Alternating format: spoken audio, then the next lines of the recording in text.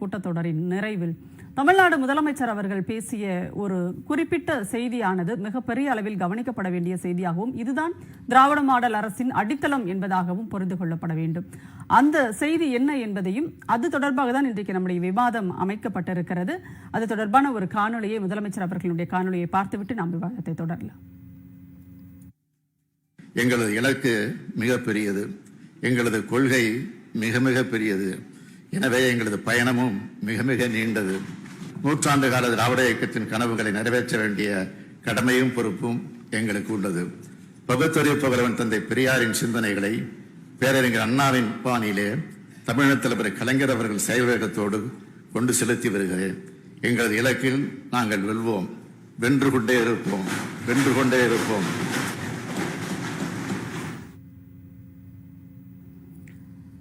திராவிட இயக்கத்தின் நூற்றாண்டு கண்ட திராவிட இயக்கத்தின் கனவுகளை நிறைவேற்றுவது எங்களுடைய கடமை, பொறுப்பு என்று முதலமைச்சர் ஆணித்தரமாக தெரிவித்திருக்கிறார். நாம் பேசுவோம். நம்மோடு அரசியல் விமர்சகர் திரு பன்னீர் பெருமாள் அவர்கள் அரங்கில் இணைந்திருக்கிறார். அவருடைய கருத்துக்களை முதலில் பதிவு செய்யலாம். வணக்கம் சார்.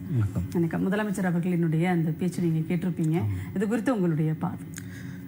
திராவிட இயக்கம் அது உருவாகிற காலகட்டத்திலேயே அந்த பார்ப்பனர் அல்லாதவர்களுடைய கொள்கை அறிக்கையில் அந்த இயக்கம் தென்னிந்திய நல உரிமை சங்கம் சொல்லக்கூடிய அந்த இயக்கம் ஏன் உருவாகுச்சு, அதோடைய முக்கியமான நோக்கம் அப்படின்னு குறிப்பிட்டதில் என்ன சொல்லியிருப்பாங்க அப்படின்னா, தென்னிந்தியாவை சேர்ந்த பார்ப்பனர் அல்லாத மக்களுடைய கல்வி, அரசியல், சமூகம், பொருளாதாரம் இது எல்லாவற்றிலும் நாங்கள் முன்னேற்றி கொண்டு வர்றது தான் இந்த இயக்கத்துடைய அடிப்படை நோக்கம் அப்படின்னு அந்த அறிக்கையிலே சொல்லியிருப்பாங்க. இந்த 60 ஆண்டுகளாக நடந்த ஆட்சிகளில் அண்ணாவில் ஆரம்பித்து இப்போ வரைக்கும் இதை வெவ்வேறு கட்டங்களாக வளர்ந்துருக்குன்னே நம்ம சொல்லலாம். குறிப்பாக அண்ணா தன்னுடைய ஆட்சி குறித்து பேசுகிற பொழுது இந்த நாட்டுக்கு தாய் நாட்டுக்கு தமிழ்நாடு என்று பெயர் வைத்தது அறிஞர் அண்ணா. இந்த நாட்டில் இந்த தமிழ்நாடுங்கிற பெயர் இருக்கிற வரைக்கும் இந்த அண்ணாதுரை தான் இந்த நாட்டை ஆண்டு கொண்டிருக்கிறார் அப்படிங்கிறத அவரே குறிப்பிட்டிருப்பார். இன்ன வரைக்கும் அது தொடர்ச்சியாக இருக்குது. இந்த தமிழ்நாடுங்கிற பெயர் இந்த திராவிட மாடல் ஆட்சி வந்த பிறகு அதற்கு எதிராக RN ரவியிலிருந்து இன்னும் பலரும் பேசினதையும் நம்ம பார்த்தோம். அப்போது அண்ணாவுடைய அந்த பெயர் மாற்றத்திலிருந்து இன்னும் பல்வேறு விஷயங்கள் இவங்களுக்கு பயங்கரமான எதிர்ப்பை பல்வேறு தரப்பினருக்கு இன்னும் கொடுத்துக்கிட்டு இருக்காங்க அப்படிங்கிறத நம்ம பார்க்கலாம். இந்த தென்னிந்திய நல உரிமை சங்கம் உருவாகிறப்ப தென்னிந்தியாவில் உள்ள அப்படின்னு குறிப்பிட்டிருந்தாலும் இன்னைக்கு தமிழ்நாட்டில் இருந்து வட இந்தியாவில் இருக்கக்கூடிய பல்வேறு மாநிலங்களும் இந்த திராவிட மாடல் ஆட்சியை பார்த்து இங்கே நடந்த இந்த மாற்றங்களை பார்த்து அவங்க பேச ஆரம்பிச்சிருக்காங்க. குறிப்பாக வங்காளத்தை சேர்ந்த ஒரு மொழி உரிமை போராளி அவர் என்ன சொல்வார் அப்படின்னா, இந்தியாவில் வங்காளிகள் உட்பட பிற இந்தி பேசாத மக்கள் இரண்டாம் தர குடிமக்களாக தள்ளப்படாமல் பாதுகாத்தது அண்ணாவும் அவரது தம்பிகளும் அப்படின்னு ஒரு கட்டுரையில் குறிப்பிட்டிருப்பார். இப்படி பல விஷயங்களில் அண்ணா, கலைஞர், இன்னைக்கு ஆளக்கூடிய முதலமைச்சருடைய ஆட்சிகள் இருந்திருக்கு. ஒவ்வொரு அன்னைக்கு இருந்த காலகட்டத்தில் இன்னைக்கு பல்வேறு வடிவங்களில் அது மேம்பட்டு வந்திருக்கு. ஒவ்வொரு இடத்துலையும் நம்ம பார்க்குறோம். ஆரம்பத்தில் இலக்கு அன்னைக்கு பள்ளி கல்லூரிகளில் வகுப்புரிமை கேட்குறதா இருக்கலாம், இடஒதுக்கீடு கேட்குறதா அப்படி தொடங்கினது இன்னைக்கு உயர்நிலை கல்வி நிலையங்களில் நமக்கான உரிமைகளை போராடக்கூடிய இடங்களுக்கு நகர்ந்திருக்கு. குறிப்பாக இந்த ஆட்சி அமைஞ்ச பிறகு உயர் சிறப்பு மருத்துவத்தில் அவங்க இடஒதுக்கீடு கொடுக்குறத தடுத்து வச்சுருந்தாங்க. ஒரு நீண்ட சட்ட போராட்டத்தை திமுக நடத்தி அதை வென்றெடுத்திருக்காங்க. இன்றைக்கி ஜாதிவாரி கணக்கெடுப்பு குறித்து பீகாரில் மற்ற மாநிலங்கள்லாம் பேசுகிறாங்க அப்படின்னா அதுக்கு அடிப்படை காரணமும் இந்த ஆட்சியாக தான் இருக்குது. ஆரம்பத்தில் வேறு விஷயங்கள் பேசி அதோடைய அடுத்த கட்டத்தில் இன்றைக்கி நம்ம நிற்கிறோம். இப்போ நான் ஃபஸ்ட் கிராஜுவேட் ஸ்காலர்ஷிப்பில் தான் டிகிரி முடித்தேன். இப்படி இந்த திராவிட ஆட்சியுடைய சாதனைகளில் ஒரு மேம்பட்ட சமூகமாக தமிழ் சமூகம் வளர்ந்துருக்கு. இன்றைக்கி அதோடைய அடுத்த கட்டமாக இப்போ போன வாரம் இந்த ஒரு சட்டக்கல்லூரியில் ஒரு மாணவியோட அட்மிஷனுக்காக நான் கூட துணைக்கு போயிருந்தேன். ஹாஸ்டல் ஃபீஸ் 1000 ரூபாய் அப்படின்னு பேசினாங்க. அப்போ அந்த பொண்ணுடைய அப்பாவே சொல்கிறாரு, அது உனக்கு முதலமைச்சர் கொடுத்துருவாரு அப்படின்னு சொல்கிறாரு. அப்போ இது ஒரு சாதாரணமாக மக்கள் நேரடியாக பலனடைகிற இடத்துக்குள்ளே இந்த திட்டங்கள் இருக்குது. அது புதுமை பெண் திட்டமாக இருக்கலாம், நான் முதல்வனாக இருக்கலாம், தமிழ் புதல்வனாக இருக்கலாம், காலை உணவு திட்டமாக இருக்கலாம். இப்படி பல விஷயங்கள்லாம் அன்னைக்கு ஆரம்பித்த இடத்துலேருந்து மேம்பட்டு அடுத்தடுத்த கட்டத்துக்கு வந்திருக்கக்கூடிய இடத்துல இலக்குகளை நோக்கி ஒரு முன்னேறக்கூடிய ஒரு அரசாக இந்த அரசு நடந்துகிட்டு இருக்கு. இதே நீதி கட்சி ஆட்சி அதில் நடக்கிறப்ப அறநிலையத்துறை உருவாகிறப்ப நடேசனார் ஒன்று பேசியிருப்பார். ஒரு சில குறிப்பிட்டவர்கள் மட்டுமே இந்த கோயில் அறநிலையங்களை அபகரிச்சுக்கிட்டு இருக்காங்க. தமிழுக்கு இந்த அறநிலையுடைய பணம் செலவழிக்கப்படாமல் சமஸ்கிருதத்துக்கு செலவழிக்கப்படுது அப்படின்லாம் பேசியிருப்பாங்க. இன்னைக்கு இந்த திராவிட மாடல் ஆட்சியில் அறநிலையத்துறையில் பல தனியார்கள் ஆக்கிரமிச்சு வச்சிருந்த இடங்கள் வந்து 5000 கோடி பணம் அளவில் மீட்டிருக்காங்க. தனியார் கல்வி நிறுவனம் ஆக்கிரமிச்சு வச்சிருந்த ஒரு கிரவுண்டு விளையாட்டு திடலை மீட்டு பொதுமக்கள் பயன்பாட்டுக்குள்ள தான் மாத்திருக்காங்க. பல புத்தகங்கள் தமிழ் அறிஞர்கள் நிறைய கல்வி நிலையங்களையும் நடத்திக்கிட்டு இருக்காங்க. பல கல்வி நிலையங்களை நடத்திக்கிட்டு இருக்காங்க. தமிழ் அறிஞர்கள், தமிழ்ல இதை பக்தி இலக்கியம் படைத்தவர்கள், இவங்களுடைய புத்தகங்கள் எல்லாமே இன்னைக்கு அறநிலையத்துறை வந்து வெளியிட்டு இருக்கு. தமிழ்நாடு திராவிட கட்டடக்கலை குறித்து, கோபுரக்கலை குறித்து இதெல்லாம் இன்னைக்கு அறநிலையத்துறை வெளியிட்டு இருக்கு. அன்னைக்கு நடேசனார் அந்த அறநிலையத்துறை சட்டம் நிறைவேற்றப்ப பேசின விஷயங்களுக்கான வெவ்வேறு பாய்ச்சல்களில் இன்னைக்கு இந்த அரசு வந்து இப்படி போய்கிட்டு இருக்கு. அப்படிங்கிறத நம்ம இப்படி துறை வாரியாவே அன்னைக்கு திராவிட இயக்கம் அப்படிங்கிறது உருவாகிறதுக்கான தேவை என்னவா இருந்துச்சு, இன்னைக்கு இந்த திராவிட மாடல் ஆட்சி அதை எப்படி கொண்டு போயிட்டு இருக்கு அப்படிங்கிறத விரிவாகவும் நம்மளால கண்டிப்பாக அதுதான் வந்து முதலமைச்சர் அவர்கள் சொல்லியிருக்கிறார். எங்களுடைய இலக்கு மிக பெரியது, எங்களுடைய கொள்கை மிக மிக பெரியது, அதனால் எங்களுடைய பயணமும் மிக நீண்டது அப்படின்றத பதிவு செய்திருக்கிறார். பேசுவோம் நம்ம தொடர்ந்து. ஒரு இடைவெளிக்கு பிறகு தொடர்ந்து உரையாடலாம். நிகழ்ச்சியோடு இணைந்திருங்கள். தற்போது ஒரு சிறிய இடைவெளி.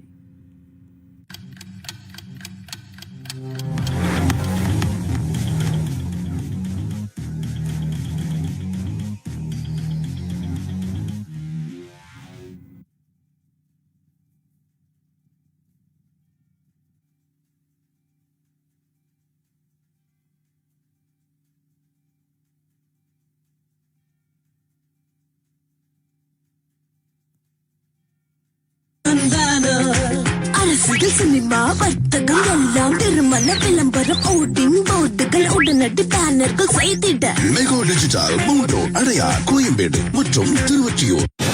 Sunshine school of technology and design. இது ஒரு சன்ஷைன் குழுமத்தின் உயர்கல்விக்கான முயற்சி. நாங்கள் 2 வருட மாஸ்டர்ஸ் பாடப்பிரிவுகளை வழங்குகிறோம். எம் டிசைன், தொழில்துறை வடிவமைப்பு மற்றும் MSc multimedia, semester abroad programs, paid internships, global summer schools மற்றும் மாணவர்களுக்கு இன்குபேட்டர் சப்போர்ட் அளித்தல் ஆகியவை எங்களின் சிறப்பம்சங்கள். இவை அனைத்தும் எங்களது நிறுவனத்தில் பயிற்றுவிக்கப்பட உள்ளது. இவற்றில் சிறந்த கல்வியையும் பயிற்சியையும் பெற சன்ஷைன் தொழில்நுட்ப மற்றும் வடிவமைப்பு பள்ளியில் சேருங்கள். South India's number 1 brand KAG tiles இருக்கும்போது எதுக்கு low quality tiles? 30% offer, free டெலிவரியுடன் இப்போது கோல்ட் காயின் ஆஃபர். இது பேர் இல்ல, பெருமை. உப்மாவா போரான டிஷ். அனில் ரவால செஞ்சா அது ஜோரான டிஷ். அனில் 100% ரோஸ்டட் ரவா, குழையாது, ஒட்டாது. அனில் ரோஸ்டட் ரவா. இரு வீட்டார் கலந்து இரு மனம் இணையும் திருமண விழாவிற்கு மோகனா கன்வென்ஷன் ஹால், வேளச்சேரி. விநாயகர் கோவில், guest rooms, modern kitchen, parking, function, parties என கூடி மகிழ மோகனா convention hall, Velachery bypass road, Velachery. 9566297171. கல்யாணம் பண்ணி பாருன்னு சொன்னாங்க, பாத்துட்டேன். இப்போ வீட்டை கட்டி பாருன்னு சொல்றாங்க. சரியான TMT-யை நீயே செலக்ட் பண்ணு. பெஸ்ட் இருக்கும்போது லிஸ்ட் எதுக்கு? கேஸ் கேஸ் கேஸ் கால். FE 550D மற்றும் CRS கம்பிகள். Kiscol TMT, number 1 TMT. கேஸ் கேஸ் கேஸ் கால். என் உயிரினும் மேலான அன்பு உடன்பிறப்புகளே, திமுக இளைஞர் அணியும் கலைஞர் செய்திகள் தொலைக்காட்சியும் இணைந்து நடத்தும் கலைஞர் நூற்றாண்டு பேச்சு போட்டி. முதல் பரிசு 1 லட்சம் ரூபாய், 2ஆம் பரிசு 75,000 ரூபாய், 3ஆம் பரிசு 50,000 ரூபாய். பேச்சாற்றல், சொல்லாற்றல் கொண்டவர்களா நீங்கள்? உங்களுக்கு தான் இந்த போட்டி. www.கலைஞர்100பேச்சு.org என்ற இணையதளத்தில் உள்ள விண்ணப்ப பகுதியில் உங்கள் விவரங்களை பதிவு செய்து கொள்ள வேண்டும். விண்ணப்பிக்க கடைசி நாள் 15/7/2024. என் உயிரினும் மேலான பேச்சு போட்டி உங்களுக்கான வாசலை திறக்க காத்திருக்கிறது.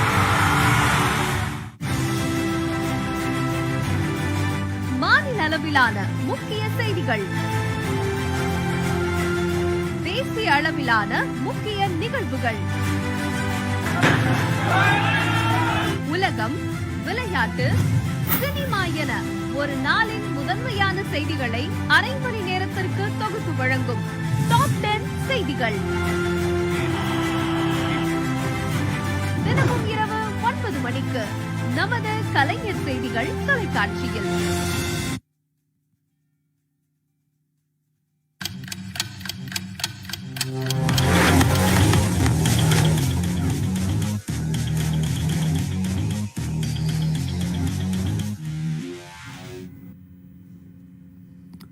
சிந்தனைக்களம் நிகழ்ச்சிக்கு மீண்டும் உங்களை வரவேற்கிறோம். நாம் தொடர்ந்து உரையாடலாம். நம்மோடு திமுகவின் சார்பில் டாக்டர் சையது ஹஃபீசுல்லா அவர்கள் இணைந்திருக்கிறார். அதேபோல் திராவிட இயக்க தமிழர் பேரவையின் சார்பில் திரு ராம வைரமுத்து அவர்களும் நம்மோடு இணைந்திருக்கிறார். கருத்துக்களை பதிவு செய்யலாம். 2 பேருக்கும் என்னுடைய வணக்கம். முதல்ல டாக்டர் ஹஃபீசுல்லா, அதாவது திராவிட இயக்கத்தினுடைய கனவுகளை நிறைவேற்றுவதுதான் எங்களுடைய கடமை, பொறுப்புன்னு சொல்லிட்டு முதலமைச்சர் சட்டமன்றத்திலேயே பேசியிருக்கிறார். இந்த அவருடைய அந்த இதை கேட்டிருப்பீங்கன்னு நினைக்கிறேன், அந்த இறுதி பகுதியை கேட்டிருப்பீங்க. உங்களுடைய பார்வை? அதில் திராவிட இயக்கத்திற்கு இருந்த ஒரு கருத்தியல்னு ஒன்று வந்துச்சு. அதுதான் பெரும்பாலும் நம்ம திராவிட இயக்க கருத்தியலை தான் பேசிக்கிட்டு இருந்தோம். ஆனால் இன்னைக்கு அதை கடந்து ஒரு ஆட்சியில் இருக்கக்கூடியவர்களுடைய ஒரு மாடலாக, கருத்தியலாக மாறி இருக்கு. அது தமிழ்நாட்டில் மாத்திரமல்ல, தமிழ்நாட்டை கடந்து அது இன்னைக்கு இந்தியாவுடைய மந்திரமாக மாறி இருக்கு. ஸோ ஒரு பொலிட்டிக்கல் மாடல், ஒரு கவர்னன்ஸ் மாடலாக மாறி அது தமிழ்நாட்டுக்குள்ளே மட்டும் நிற்காம இன்னைக்கு இந்தியாவுடைய ஒரு அடிப்படை கவர்னன்ஸ் மாடலாக மாற்றணும் அப்படின்னு மக்கள் பேச ஆரம்பிச்சிருக்காங்க. அதனுடைய வெளிப்பாடு தான் யூபியில் கூட பாரதிய ஜனதா கட்சி ஜெயிக்க முடியல. இப்போ ஏன் அதை சொல்ல வரேன் அப்படின்னா, திராவிட கருத்தியலை பேசிக்கொண்டு ஒரு கருத்தியலோடு சந்தித்த ஒரு கூட்டணி, அதுக்கு எதிராக நின்ன இன்னொரு கூட்டணி. எதிராக நின்ன கூட்டணி அவர்களுடைய கோட்டை, அவர்கள் ஒரு சித்தாந்தத்தை வச்சு பேசி அங்கே நிரந்தரமாக நாங்கள் தான் பட்டா போட்டு கொடுத்துட்டாங்க 100 வருஷத்துக்குன்னு சொன்ன இடத்துல அதுக்கு நேர் மாற்றமாக சாதிவாரி கணக்கெடுப்பு, அந்த கணக்கெடுப்பு அடிப்படையில் பிரதிநிதித்துவம் அப்படின்ற பெரியார் பேசின அந்த அடிப்படை கம்யூனல் ஜியோலேருந்து ஆரம்பிக்கக்கூடிய முக்கியமான விஷயத்த இன்னைக்கு யூபியில் பேசி பாஜகவுக்கு எதிராக ஒரு பெரிய ரிசல்ட்டை கொண்டு வந்திருக்குல்ல. இதுதான் நாங்கள் பேசக்கூடிய திராவிடியன் மாடல் ஆஃப் கவர்னன்ஸ். அடுத்தது பெண்களுக்கு எதிராக இவர்களை பெண்களை எந்த அளவுக்கு இவர்களுடைய சித்தாந்தம் வைத்திருந்துச்சு, பெண்களை ஒரு பாராளுமன்ற கட்டிடத்திற்கு ஒரு நாட்டுடைய குடியரசு தலைவராக இருந்தாலும் சரி நீங்கள் வரக்கூடாது அப்படின்னு சொல்லக்கூடியவங்க, அவர்களுக்கு மாதம் நீங்கள் எவ்வளோ வேலை வேணாலும் பஸ்ஸில் பயணிக்கலாம், உங்களுக்கு இலவசம், நீங்கள் உங்களுடைய சுய ஒரு சிந்தனையோடு உங்களுடைய உதவியை மட்டுமே நாடி நீங்கள் சுயமாக வாழலாம் அப்படின்றதுக்கான ஒரு அதிகாரத்தை தரக்கூடிய ஒரு முடிவு. இப்போ அது கர்நாடகாவில் நடைமுறையில் இருக்குது, தெலுங்கானாவில் நடைமுறையில் இருக்குது. எந்த அளவுக்குன்னா பதறி போய் பிரதமர் அவர்கள் இந்த மாதிரி பெண்களுக்கு இலவசமாக கொடுக்கறதுனால மெட்ரோ ரயில் ஓடுற நிலைமைக்கு வந்துச்சுன்னு சொல்லக்கூடிய அளவுக்கு பெண் விடுதலையை பேசக்கூடிய திட்டங்களை கொடுக்கிறது. அவரதுக்கு முன்னாடி என்ன சொன்னார், மாநில சுயாட்சியை பற்றி, தமிழ் மொழிக்கான அங்கீகாரத்தை பற்றி.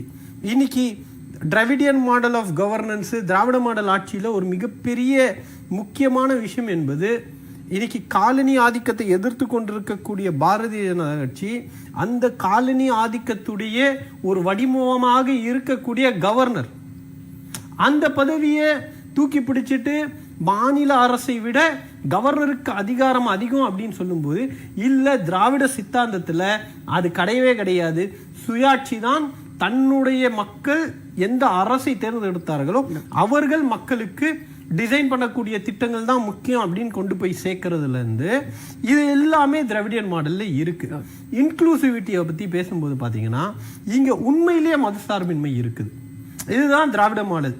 எல்லாரும் சொல்லுவாங்க நாங்கள் ஒரு மதத்துக்கு எதிரானவர்களாக அப்படின்னா, அந்த மதத்துடைய உரிமையை நாங்கள் கோர்னது அந்த மதத்தை அழிப்பதற்காக அல்ல, அந்த மதத்தை நம்பி இருக்கக்கூடியவர்கள் மத்தியில் நீங்கள் சமத்துவத்தை, ஒரு சித்தாந்தத்தை வைத்துக்கொண்டு, ஒரு கருத்தியலை வைத்துக்கொண்டு அவர்களை ஏமாத்திக்கிட்டு நீங்கள் பழப்பு நடத்திக்கிட்டு இருக்கீங்க அப்படின்றப்ப அதுக்கு மாற்றமாக ஒரு கருத்தியலை வச்சு அந்த மதத்தை நம்பக்கூடிய மக்களுக்கு சுயமரியாதையை தேடி தருவதற்காக பேசினது.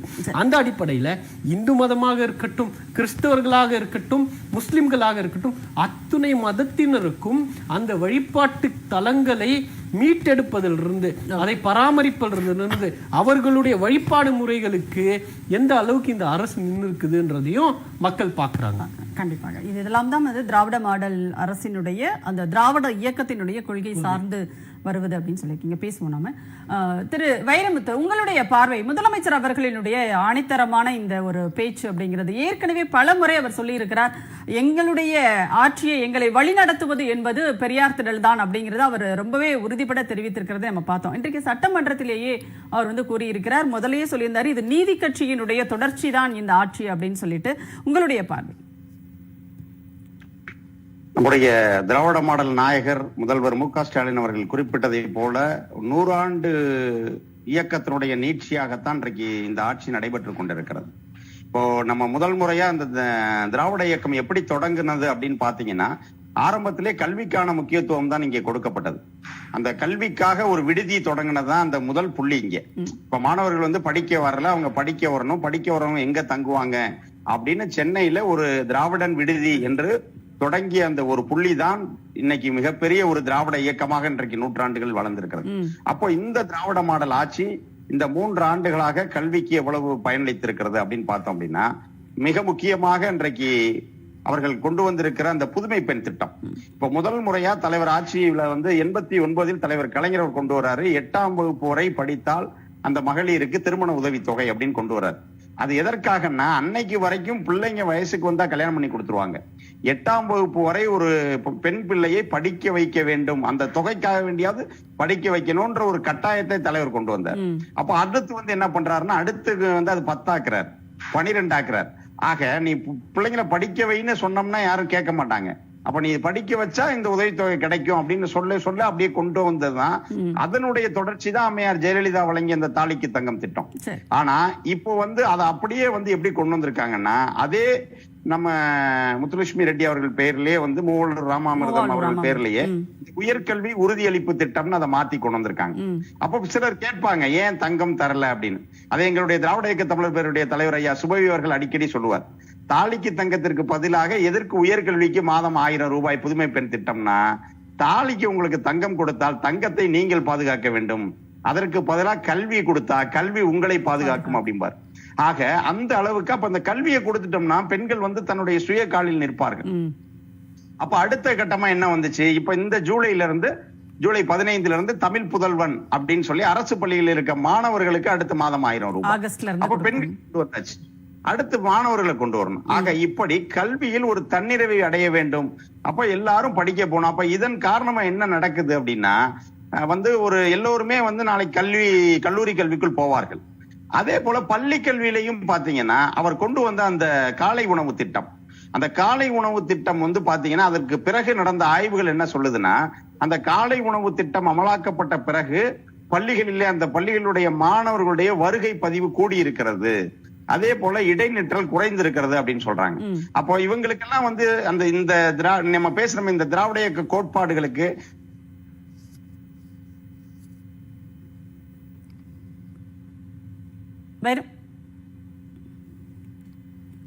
இல்ல, மிகப்பெரிய மக்கள் திட்டமாகத்தான் இது வருது. இதில் பயனடைகிறவன் நாளைக்கு இந்த அரசுக்கு நல்ல வழியில அவன் பங்களிப்பான். அப்ப இது எப்படி நம்ம வெறும் இலவச திட்டமாக எடுத்துக்கொள்ள முடியும்? கண்டிப்பா சரி. ஒரு கேள்வி நான் உங்களோட இதோட சேர்த்து கேட்டுடுறேன். இப்ப என்னன்னா, 100 ஆண்டு கண்ட திராவிட இயக்கம் அப்படின்னு சொல்றீங்க. 100 ஆண்டுகளாக திராவிட இயக்கத்தினுடைய அந்த கொள்கைகள் சார்ந்து, அதுவும் பாத்தீங்கன்னா இப்போ ஒரு திமுக 67 ஆட்சி பொறுப்பு ஏற்றதிலிருந்து இன்று வரை பாத்தீங்கன்னா மிக நீண்ட ஒரு ஆட்சி காலம்னு சொல்லலாம். நீங்க வந்து திராவிட இயக்கத்தினுடைய நீட்சின்னு சொன்னா அதிமுகவை உங்களை போன்றவர்கள் சில பேர் ஏத்துக்க மாட்டேன்றீங்க. அதனால நம்ம திமுகன்னு மட்டுமே கூட வச்சுக்கலாம், அதிமுகவை கொஞ்சம் அடிஷனலா கூட சேர்த்துக்கலாம். இப்போ இந்த ஆட்சி காலங்களில் தமிழ்நாட்டில் எத்தனையோ திட்டங்கள் எல்லாமே வந்துருச்சு. அப்போ இன்னும் திராவிட இயக்கத்தினுடைய கொள்கை சார்ந்த திட்டங்களும் சட்டங்களும் தேவைப்படுகிறதா? கண்டிப்பாக நீங்க அப்பப்போ வந்து நம்மை வந்து புதுப்பித்துக் கொண்டே இருக்க வேண்டும். இப்போ உதாரணத்துக்கு எடுத்துக்கிறோம்னா, இருமொழி கொள்கை அண்ணா அமல்படுத்தினார். ஆனா அந்த இருமொழி கொள்கை நாம தொடர்ந்து அடுத்த கட்டத்துக்கு எப்படி எடுத்துட்டு போறோம் அப்படிங்கறத அதை ரிஃபைன் பண்ணிக்கிட்டே இருக்கு. அடுத்தடுத்த ஆட்சி வந்து அதை ரிஃபைன் பண்ணிக்கிட்டே இருக்கு. உதாரணத்துக்கு அடுத்து 96 இருந்து 2001 வரைக்கும் தலைவர் கலைஞருடைய ஆட்சியில அந்த இருமொழி கொள்கையை நம்ம எப்படி பாசிட்டிவா பயன்படுத்தணும் அப்படின்னா, இந்தியாவிலேயே முதல் முறையாக தகவல் தொழில்நுட்ப கொள்கையை வகுத்த மாநிலம் தமிழ்நாடு தான், ஐடி பாலிசி. அப்படி அதை வகுத்து நம்மகிட்ட இருக்க அந்த இருமொழி கொள்கையின் வாயிலாக நாம் பெற்றிருக்கிற அந்த ஆங்கில அறிவின் காரணமா பன்னாட்டு நிறுவனங்களை எல்லாம் இங்க முதலீடு பண்ண வைக்கிறோம். மென்பொருள் துறையில் சென்னை வந்து ஒரு மிக முக்கிய நகரமாக மாறியது. தமிழ்நாட்டுக்கு தான் அதே போல இங்கிருந்து சென்ற தமிழர்கள் தான் மென்பொருள் துறையில வந்து பணியாற்றுறாங்க. அப்போ இருமொழி கொள்கை திட்டம் வந்து இன்னும் அதோட தொடர்ச்சி இருக்கான்னா அதன் தொடர்ச்சி வெவ்வேறு காலகட்டங்கள் எப்படி பயன்படுகிறது. அப்ப அதே போல பாத்தீங்கன்னா நீங்க மும்பைக்கு கீழே தான் அதிகமான துறைகள், அதாவது ஸ்கில் பேஸ்ட் இண்டஸ்ட்ரீஸ் அதிகமா இருக்கும். நீங்க நார்த்ல பாத்தீங்க அப்படின்னா அங்க வந்து உழைப்பு காரணமாக இருக்கக்கூடிய ஆலைகள் தான் அதிகமா இருக்கும். இப்ப பிர்லா பிட்ஸ் இது மாதிரி இருக்கும். அங்க வந்து உருக்காலை உருட்டாலை இப்படி ஆலைகள் தான் இருக்குமே தவிர இங்க வந்து பாத்தீங்கன்னா ஸ்கில் ஓரியன்ட் பீப்புள்ஸ் வந்து இங்கே அதிகமாக இருப்பார்கள். ஆகவே அதனால் காரணமாகத்தான் இப்ப நம்ம வந்து ஐடி பாலிசி கொண்டு வந்தோம். இப்ப அதன் தொடர்ச்சியா இப்போது முதல்வர் வந்த பிறகு 2ஆம் கட்ட நகரங்களில் எல்லாம் ஐடி பார்க். தலைவருடைய 2006-11 ஆட்சி காலத்துல மதுரை கோவை மாதிரி 2ஆம் கட்ட நகரங்களுக்கு வந்துச்சு. இப்போ தளபதி வந்து அதை இன்னும் அடுத்த கட்டமா மதுரையிலே 2வது ஐடி பார்க் சொல்லியிருக்காங்க. அதே போல இப்போ ஹோசூர் வந்து தொழில்துறையில் மிக முக்கிய இடத்துக்கு வந்து கொண்டிருக்கிறது. அப்போ இது எல்லாமே நம்ம இருமொழி கொள்கையுடைய அடுத்த கட்ட வடிவமா தான் நம்ம பார்க்க முடியும். இப்ப அதே போல பெண்களுக்கு சொத்துரிமை அப்படின்னு எடுத்துக்கிறோம். அது திராவிட இயக்கத்தினுடைய கொள்கை தான். இது வந்து பாத்தீங்கன்னா இடத்துல 1929 செங்கல்பட்டு மாநாட்டு தீர்மானம்.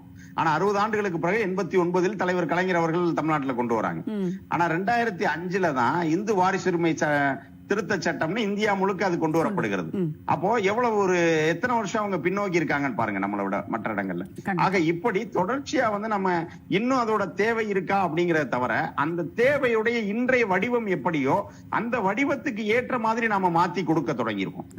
கண்டிப்பாக வீரமுத்து சார், அதான் நீங்க சொன்ன மாதிரி நம்ம எந்த அளவுக்கு வந்து முன்னோக்கி வந்திருக்கிறோம் அப்படின்றத சொன்னீங்க இல்லையா. இப்போ அண்மையில 2017 பேசும்போது முன்னாள் துணை குடியரசுத் தலைவராக இருந்த திரு வெங்கையா அவர்கள் வந்து அதாவது கணவனை இழந்த விதவை பெண்கள் மறு திருமணம் செஞ்சுக்கலாம், இதுல என்ன தவறு அப்படின்னு 2017 தான் அதை வந்து அவர் பேசுகிறார். அப்படின்னா அவங்க எந்த இடத்துக்கு இருக்காங்க, நம்ம எந்த இடத்துல இருக்கோம் அப்படிங்கிறது நமக்கு புரியுது. நம்ம தொடர்ந்து பேசலாம். இணைப்பில் இருங்க.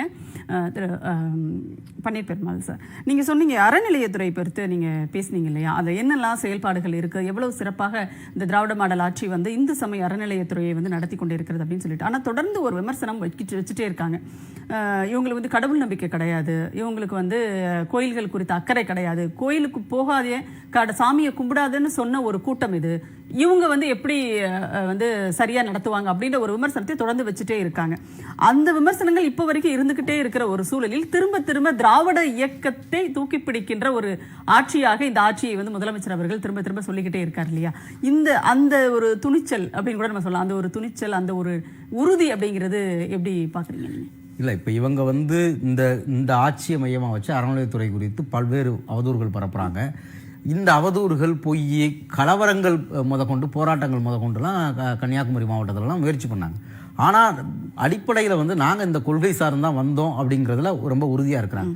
ஒட்டுமொத்தமாகவே இந்தியா முழுக்கவே இந்த தேர்தல் கொடுத்துருக்கக்கூடிய ரிசல்ட்டில் கூட யாரெல்லாம் எதிர்த்து நின்னாங்களோ அவங்களோட மக்கள் நின்றுருக்காங்க. இப்போ ஒய்எஸ்ஆர் மாதிரியோ, பிஜு பட்நாயக் மாதிரியோ, நவீன் பட்நாயக் மாதிரியோ பாராளுமன்றத்தில் பிஜேபி ஆதரித்தவங்கள மக்கள் கைவிட்டிருக்காங்க. அப்போ அப்படி பார்க்கக்கூடிய இடத்துல இந்த தமிழ்நாடு ஏற்கனவே திராவிட இயக்கத்தால் பண்படுத்தப்பட்ட ஒரு சமூகமாக இருக்குது. இங்கே இவங்க இத்தனை பொய் பிரச்சாரங்களை தாண்டியும் அறநிலையத்துறை செய்த வேலைகள், 1000 கோவிலுக்கு மேலே கும்பாபிஷேகம், இவங்களால் இதுவரைக்கும் மீட்கப்படாமல் பேசப்படாமல் இருந்த சொத்துக்களை எல்லாம் மீட்டது, மேலும் மேலும் அறப்பணிகளை வந்து விரிவுபடுத்துறது, கோவில்களுக்கு இவங்க சொன்னதை விட இப்போ வந்து ஒரு கோவிலை பற்றி இவங்க பரப்புறாங்க, இந்த கோவில் பணத்தை எடுத்து செலவு பண்ணிட்டாங்க அப்படின்னு. ஆனால் அந்த கோவில் உண்டியல் பணத்தை விட அதிகமாக அரசாங்கம் வந்து அந்த கோவிலுக்கு செலவு பண்ணுது. சத்தியமங்கலத்தில் பண்ணாரியம்மன் கோவில் குறித்து அப்படி ஒரு வதந்தி பரப்பப்பட்டுச்சு. அப்படித்தான் மண்டக்காடு கோவில் பற்றியும் பரப்புனாங்க. அங்கே ஒரு தீ விபத்து நிகழ்ந்தப்ப அரசாங்கம் தான் அதிக பணத்தை அதுக்கு செலவு பண்ணியிருந்துச்சு.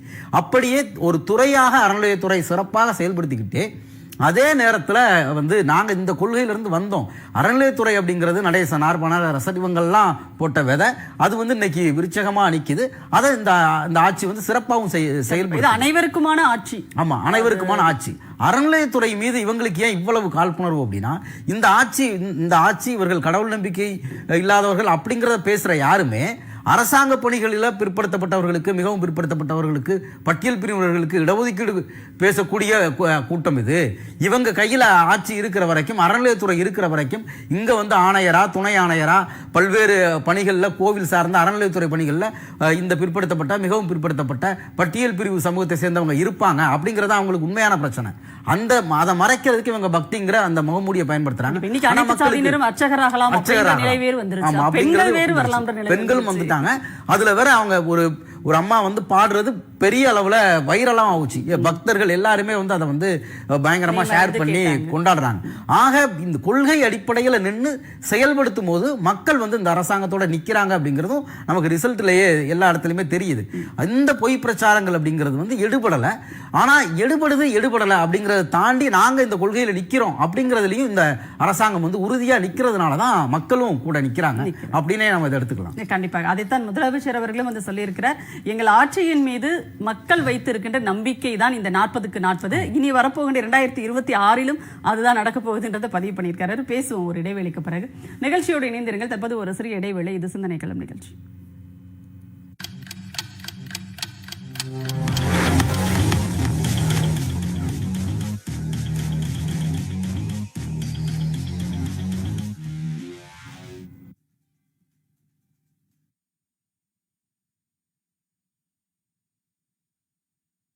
தெறிக்க விடலாமா?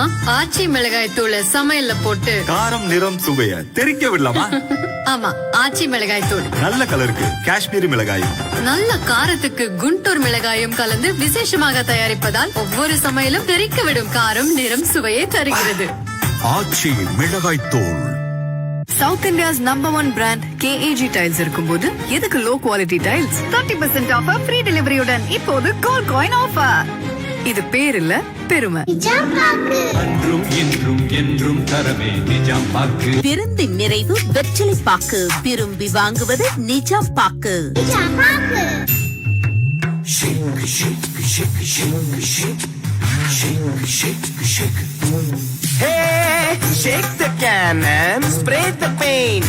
வண்ணங்கள் மாறட்டும், மின்னி மின்னட்டும், யார் வேணாலும் ஸ்ப்ரே பண்ணலாம். பழைய தங்க நகைய நல்ல விலைக்கு விற்கணுமா? தங்க நகையோட மார்க்கெட் மதிப்பு அப்படியே கிடைக்கணுமா? இது எல்லாமே நம்ம பெஸ்ட் மணி கோல்ட்ல மட்டும்தான் கிடைக்கும். இரு வீட்டார் கலந்து இரு மனம் இணையும் திருமண விழாவிற்கு மோகனா மகால் 3 அரங்குகள். மோகனா மண்டபம், மோகனா அரங்கம், மோகனா மினி ஹால். அனைத்து வசதிகளுடன் விநாயகர் கோவில் மற்றும் புஃபே விருந்துக்கு ரூஃப் கார்டன். உங்கள் விழா எதுவாக இருந்தாலும் மோகனா மகாலில் கொண்டாடுங்கள். OMR கேளம்பாக்கம் 9444996161.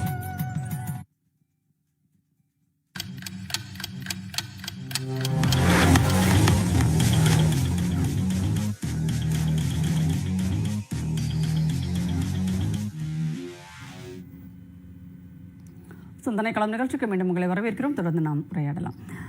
ஹஃபீசுல்லா, அதாவது முதலமைச்சர் அவர்கள் பேசும்போது பகுத்தறிவு பகலவன் தந்தை பெரியாரின் சிந்தனைகளை வந்து பேரறிஞர் அண்ணாவின் பாணியில் முத்தமிழறிஞர் கலைஞர் அவர்களினுடைய அந்த செயல் வேகத்தோடு நான் எடுத்துகிட்டு போகிறேன் அப்படின்னு சொல்லியிருக்கிறாரு. இது நீங்கள் எப்படி பார்க்குறீங்க? இதை இந்த 3 தலைவர்களினுடைய இதையும் சுமந்து கொண்டு நாங்கள் பயணிக்கிறோம் அப்படின்றது. பெரியார் கனவு கண்டார், அண்ணா அவர்கள் ஆசைப்பட்டார்கள், கலைஞர் அவர்கள் நிறைவேற்றுவதற்கான விதையை போட்டார்கள். அதை கட்டமைச்சுக்கிட்டு இருக்கிறவர் இன்னைக்கு முத்துவேல் கருணாநிதி ஸ்டாலின் அவர்கள். இவ்வளோதான் நான் பார்க்குறேன். பெரியார் அவர்களுக்கு ஒரு விஷன் வந்துச்சு. அந்த விஷனை எப்படி அடையணுன்றதுல வந்து அண்ணா அவர்கள் ஆர்வம் காட்டினார்கள். கலைஞர் அவர்கள் ஓரளவுக்கு அதை செயல்படுத்தி காட்டினார்கள்.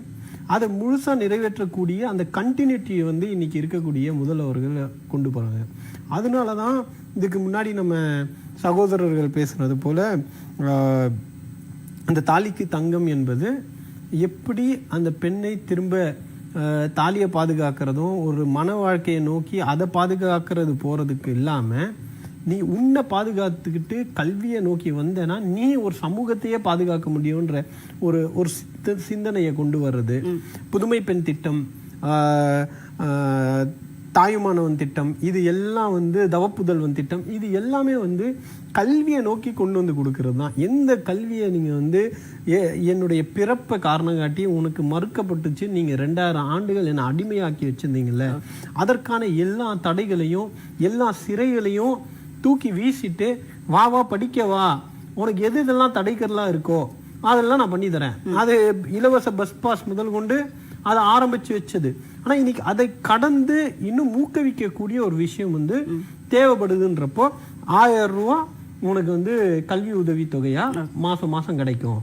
நீ பொருளாதார இதுல பின்தங்கி அரசு பள்ளி கட்டமைப்புல படிச்சுட்டு வந்திருந்தேன்னா அது ஆணாக இருந்தாலும் பெண்ணாக இருந்தாலும் உனக்கு அது மிகப்பெரிய உதவியை தரும் அப்படின்னு சொல்லக்கூடிய ஒரு விஷயத்தை டாக்டர் இப்ப என்னன்னா இதே விஷயத்தை தான் வந்து வெளியில் பேசும்போது எதிரணியில் இருப்பவர்கள் பேசும்போது இவ்வளவு ஆண்டுகளாக திராவிட இயக்க ஆட்சி இங்க அரசியல் களத்துல நடந்துகிட்டு இருந்தது தமிழ்நாட்டில். ஆனா இன்னமும் வந்து நீங்க ஒரு 1000 ரூபாய் கொடுத்து அல்லது வந்து ஒரு இலவச அறிவிப்பை செய்து இப்படித்தான் வந்து நீங்க இதை எடுத்துட்டு போகணுமா, இதுதான் திராவிட மாடலா, இதுதான் திராவிட இயக்கத்தினுடைய கொள்கையா அப்படின்ற ஒரு விமர்சனமும் ஒரு பக்கம் வருது இல்லையா? அதுல இன்னும் நல்லா புரிஞ்சுக்கணும், அந்த 1000 ரூபாய் கொடுத்து அவங்கள வர வைக்கிற அளவுக்கு தெம்புள்ள ஒரு அரசாங்கம் இருக்குதுன்னா இங்க அந்த உதவியின் மூலமாக படிச்சுட்டு வந்து கற்றவனுடைய வரி தானே.